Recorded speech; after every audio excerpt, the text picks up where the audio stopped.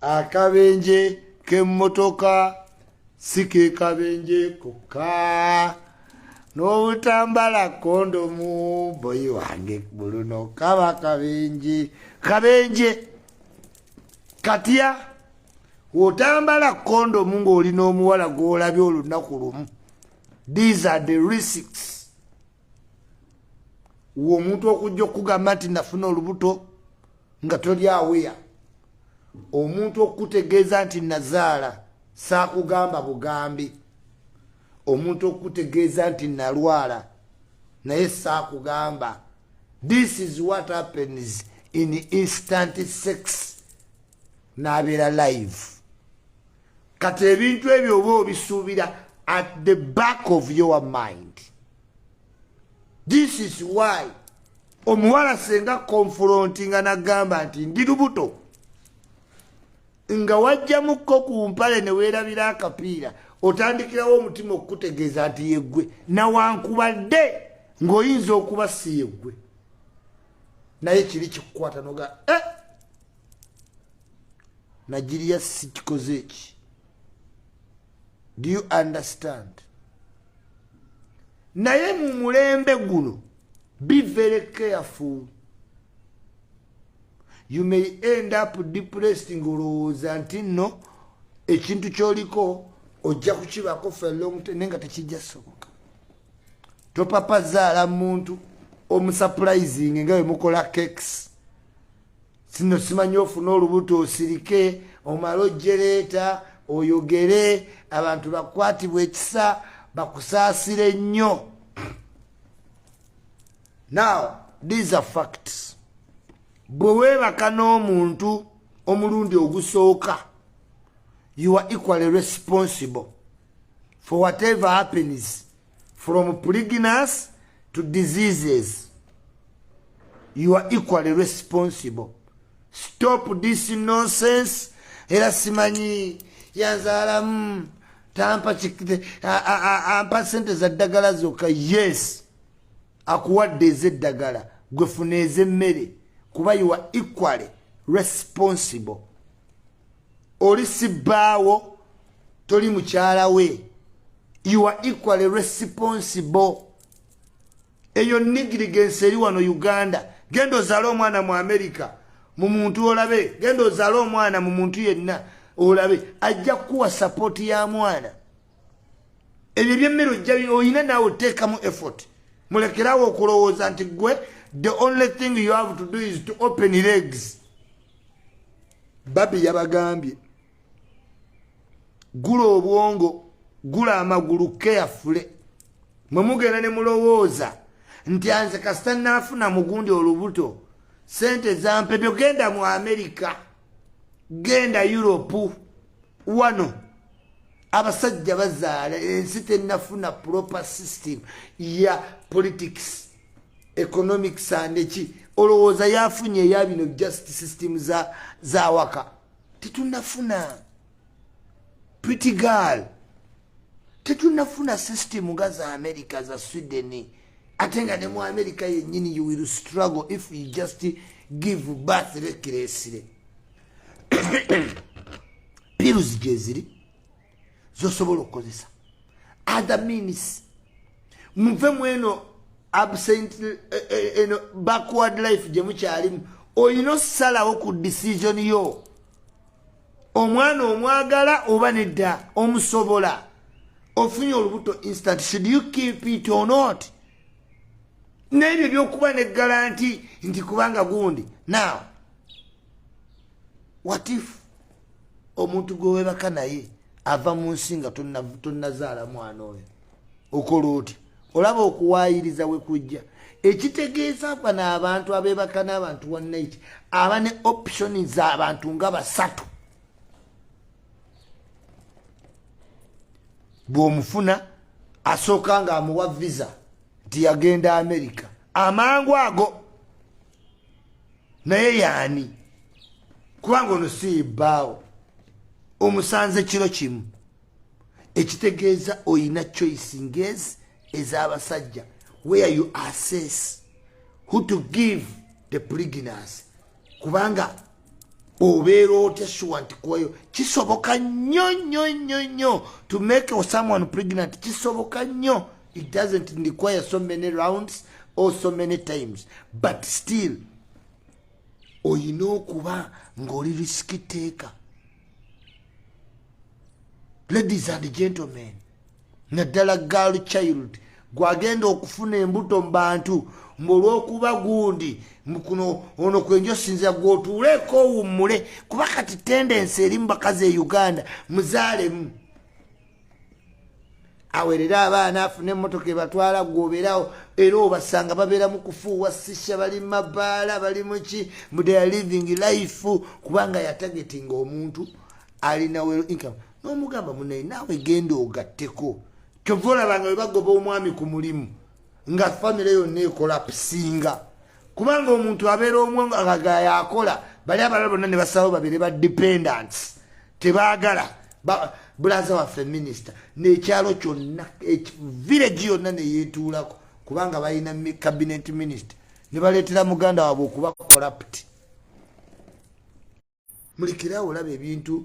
bye mutakoleredde nga mwanyi nojja otagetinga omuntu kubanga olaba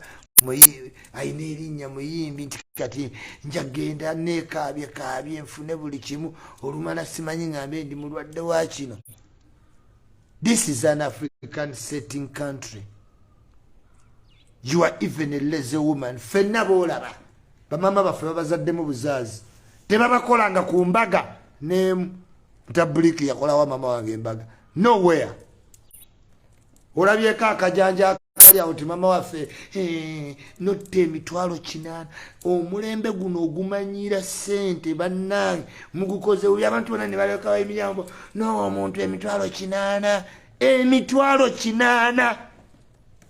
gwe you oyagala akuwa emmeka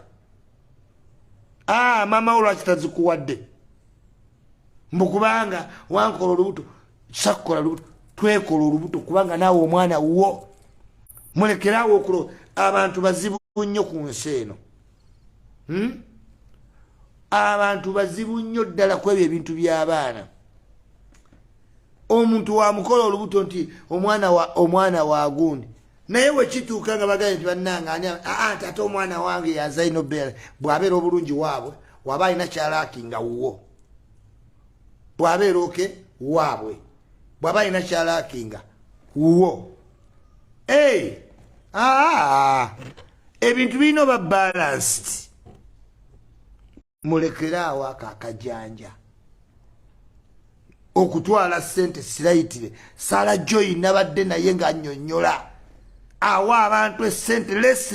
less money. Abantu balina business mu wino 40 abantu basiba batusaba emitwalo 3 2 n'omuwala essente emitwalo 8 olina olubuto lw'otalina shuwa taata waalwo maama we n'avaayo essente zifa ebyo bibaawo gwamuwa mmeka gwe maama wamuwa mmeka ozaala abaana bali spoiled ne mutandika okuddaawo ofunye ne laakosa Bruno K talina musango gwonna nga DNA tennadda ate nogidimandinga it is his right asobola olabirira kyategeera oba kike kubanga tetulabye kesi emu oba bbiri nga mugabira abaana abantu abatali baabwe naye babagambako ne mukola bu feminism nedda mukwano mubeere ba feminist abatuufu akakajanja nawo kalina we kalina okukoma wano webakugamba ku DNA test nti olwofuuse musajja musiru era oliki technology has developed gone are the days ez'abataata baffe because makamanji mu Uganda tegasobola kukola DNA test. Do you know why? Kubanga family ziyinza okwawukana nga niya mutabuliko gitaddemu ayina abaana aga abazzukulu aga kati obulamu akulaga nga kagende bw'atyo mpaka lwanafa naye nga bw'omusabujektinga ku bya DNA test omutima guyinza omukuba ayinza n'osanga nga n'ekyuli yennyini siwuwe. Abakazi bateresi byama kyova olaba babyogerera ku deathbed oyinza okuba n'akajanja ng'obuuza maama wo ani taata wange ani taata wange ani taata wange n'agenda ng'olumbe lumuli bubi nga wasoma akuweeredde muli maka malungi n'agamba nti omusajja awagala obwambe wansi awo yekitaawo okolawo ki n'agamba katonda abakazi yabawa sayansi maama wo kyangu nnyo okufuna olubuto naye n'akupulesinga wonoobeerera ow'emirembe bangi bakoze ensobi mu buto bantu bangi nga maka mwe bakulidde bamuzaalamu house boy naye ng'ate taata talimanya nga taata ne bwamanya wallahi afa n'ekyama bmk yagenda otegeranga gwe yawe obusika si yeye simusa pressure nemukuba ba dead yategeera leeti kati ndowooza olaba simanye ekizimbe bakitwala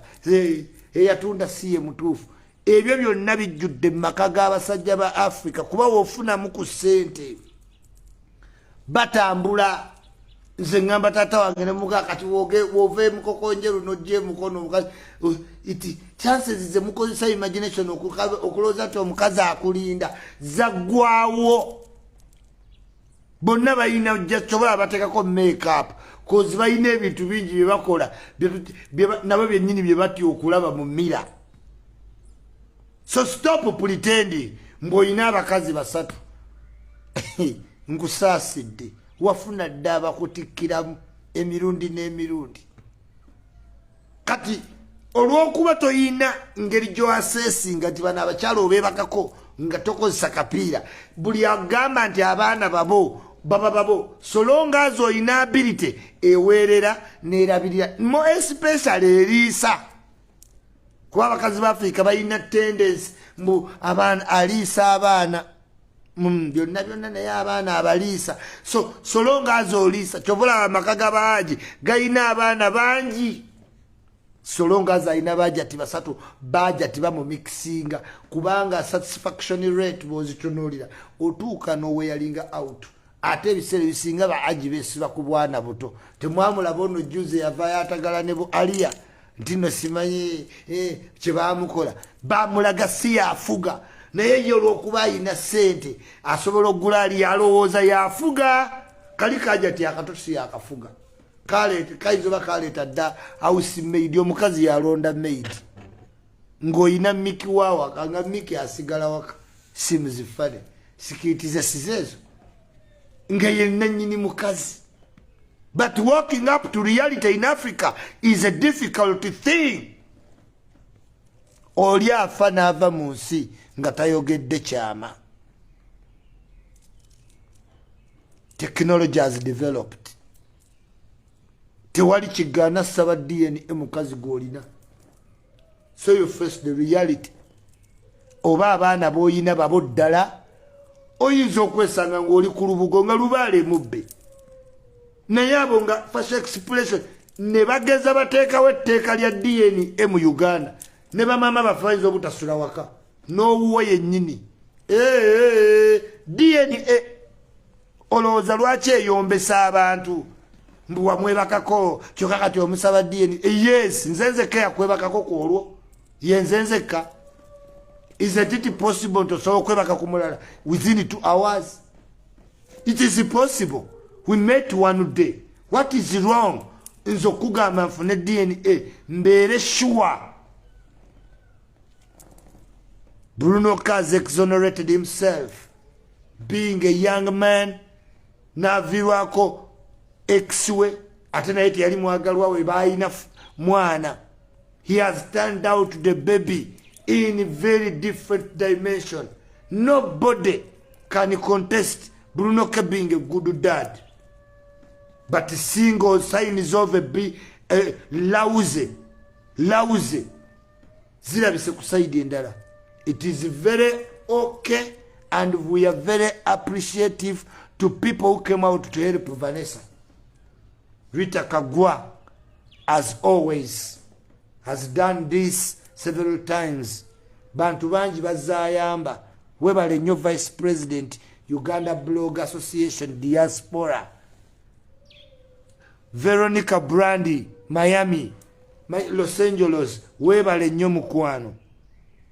emikwano egy'enjawulo egyakozesezza emitimbagano gyammwe mwebale nnyo but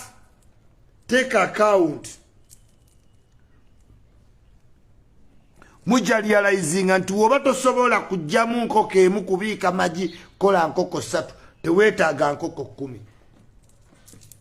took a monk of my friend God-fearing person, very kind. His big heart creates him problems. Nemuseka tiyawo muwala mitwalo 85 ntintono. Mujogera ddala. Abakyala bali mu wino, bali mu butalo obw'enjawulo, Kisaasi, Kaleerwe, kapito waabwe 40 baweeredde abaana ne tusoma nabo ne bamalako ne university. Ojerega 85. Omusajja azikuwadde nga talina sure wabula ali just sensitive to feelings to settings of God nti abortion is bad goliko gwomokinga okuyamba kulungi mwebale nnyo mwebalidde naye abantu abalinga oyo abalina situation yemu bangi nnyo mu nsi wabula bamuyambye olw'erinnya Bruno era ne Briera before nga mama we tannafa yali just Briera wa bulijjo naye amaanyi Briera gafunye ne gafuuse ne sente zayina signs eziraga ti Bruno K is a young respectable responsible more to say to that nzembera ne Bruno is very kind is very loving caring amanyi n'okwerekeza n'omugambo olina okukola ku by'abayimbi naye ng'ali mu by'abakadaama bambi gundi waliwo anoonyo waliwo ayagala omulimu wano waliwo such a person toyinza mu misusinga wootyo era mudda Vanessa ojja kudda ogamba ensi ani yakupika fe yakupika tumutegeera ebizibu byonna Bruno byalina byava ku Simaso kati okuva lwe yaddamu oluyimba olwo waliwo amaanyi ag'enjawulo agawaga Vanessa mwege mutalaba kubanga mu bantu bonna Bruno yaddamu oluyimba n'aleetera bali ne bali obutawulira bulungi ku mutima ani awaga Vanessa bw'ati tusaba Katonda DNA ekomewo ng'omwana wa Bruno justice ekolebwe Bruno akwate omwana abeere naye mu wiiki ezi tujja laba ku mwana oyo ffe tusaba abe wa Bruno tiimu Bruno tusaba abe wa Bruno kuba already ne waaba tali Bruno ajja sigala extending omukono omulungi gy'ali being a good person he is yes and this is reality sinti Bruno mugagga nti yansasudde nedda nze ndi very expensive webijja mu ssente naye ate nina omutima nsobola otegeera bavubuka bangi nnyo nga bagezaako ku babebi mama naye babebi mama batandika okukoppa bapulima kadaasi bamanyi bw'okikola olina engeri gy'otutumuka n'otandika okweyimirizaawo kyosooka okukola ashemu yowa baby daddy muli biteesa maaso eyo era mulaba ne pulima okusituka ng'akyakola buli time aba adamejinga linnya lya Jostede mpaka kati wagenza tereera muuko neera nga kikyabulamu respectinga nnyo erinnya ly'omuntu ly'ogenda okuyitirako okufuuka ow'ettabbu bigo peng general no yes naye bw'otakikola oba okoze bubi kati babebi abantu bano abeefula babebi mama balina trendi ze bakoppa kuviira ddala ku Zali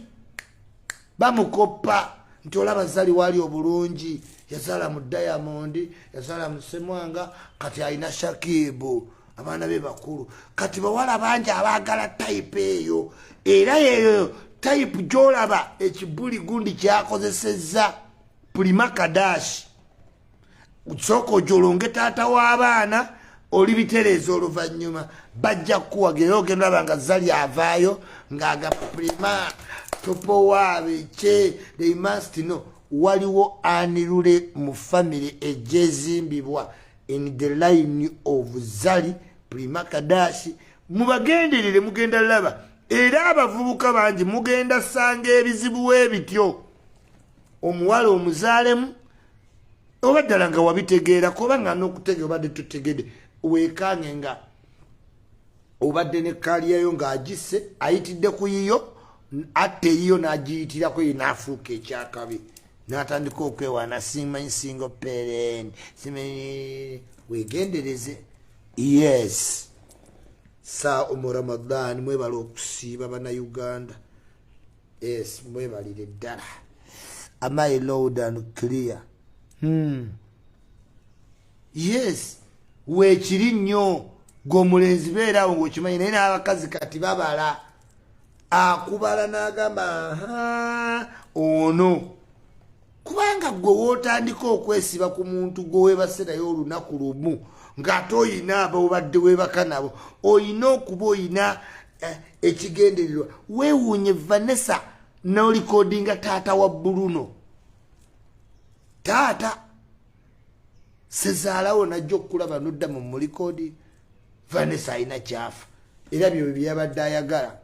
naye n'abo abamuwadde obuyambi bambi musigale nga mumukiipinga mu check kuba ayinza obutabeera mmwe kye mulowooza kyali nabagamba bannayuganda beekaabya nnyo nolowooza bakozesa amaziga okuliyetinga impression nti ye mutuufu and the population buys it naye amaziga nago gabeera part of deception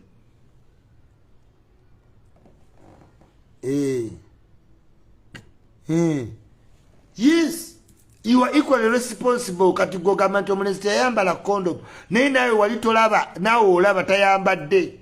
wamubuuza eyiye eriwa gye wamuwa eyo deadly moment abantu bagikoleramu ensobi nnyingi kati it is equal up to you kuba goona otunula n'atajambala akale kati katugeze mulwadde obulwadde abutadde mwani idiot beera sensitive yo yourself yo oba ofunye olubuto calculate abawala mu Europe olowooza babeerawo bati tebafuna mbuto they calculate people make mistakes ate naawe obeera equally responsible naye gwe okulowooza nalabye okumanya bannaye Vanessa Muyayi yagambye yali mu ddwaliro nenvamu omusaayi 2 days wali oyagala vaamu mata omukazi bw'azaala avaamu mata mubisi soda wayini kwegamba gwe mu kusomako kwonna kuwasomako okutono when the woman gives a bath ekimuvaamu muno it is water it is blood you are not an exceptional woman you are saying the obvious can you imagine navaamu omusaayi ennaku 2 wali oyagala vaamu ki omukazi bw'azaala avaamu ki ni generation mummies abakazi since time immemorial wazaala omusaayi oguddiriddawo gulina okuvaamu osobola okukirinzinga mu lubuto muleme kuwunya muleme kufunamu birwadde this is a normal process since time immemorial simpya kugwe Vanessa whether in court whether anywhere we shall defend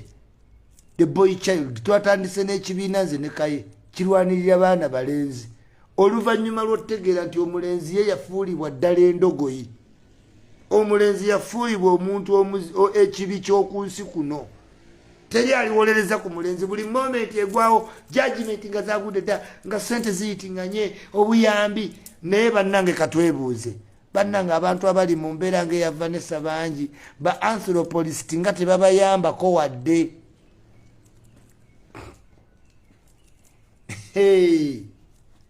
baagala ali ku linnya lya muntu amanyikiddwa kyova olaba naawe alaba live eno olina baganda bo abali mu mbeera embi teri muntu yali abadduukiridde oyina sister wo gwe wa boda gwe yazaala teri yali amuddukidde wa boda olubuto yalwegaana owa chapati agiseeka sister kojja naye teri yali akuyambye naye bakuyamba lwalinnya nti pulimaka dasha alinnye n'atuuka n'enule we bali lwakozesa linnya lya Josted ex wa Josted yali mukazi wa Josted yali bba wa mukazi wa Josted bayawukana ne Josted yabeera ekirungo kati oba olina omukwata obulungi Vanessa wandikutte bulungi Bruno moso nga DNA esenga evaamu nga Bruno ye taata w'omwana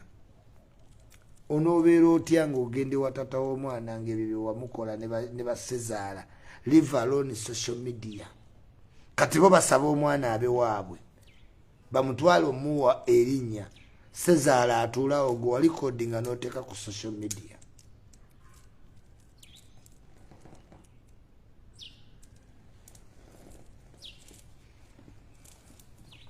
simanyi ekyulimu aswadde lwakwekaza senga omanyi abantu abakwesa abaana Bruno is very brave a kind person at that teri muntu ali responsible nga Bruno yekimira omwana we ku ssomero asaving esente z'omwana we mpira gw'emmotoka naye gwabika tajjaayo wadde 10 ezo evidence azikoze omwana wamufudde brand n'okusinga nnyina gwe mugamba ne nnyina yagenda okufooli nga Buliera talina kyali Buliera today is a big brand kyovola ba Bruno namugambye tokola kirala kyonna you will defend you this man wa truth yes kubanga nze waliwe Bruno mulaba ne byakola teri mutima mubi Bruno gwayida muntu ave nti Bruno yali ankoze kino kale kaaba kati interview yongerayo interview endala nnya nze nga nkyayogera Vanessa nva wano ngende ku TV ngende ku radio nve ku radio ngende ku TikTok nkyayogera tudala bo ina interview week eno yonna abo bakulimba you were coached embozu no jango zongeramu ofune sympathy gye wafunye naye nkubuulira by December jalaba hey nga nabo obuyambi obumu baaweta obuyaye bwanguwa naye amazima gajja mpola mpola amazima go gajja amai loaded clear inze ndiwe ntyo ndiroyo nnyo ndiroyo person naddala te wemba ne mukwano gwange infuba nnyo okulaba nentegere kituufu kyeki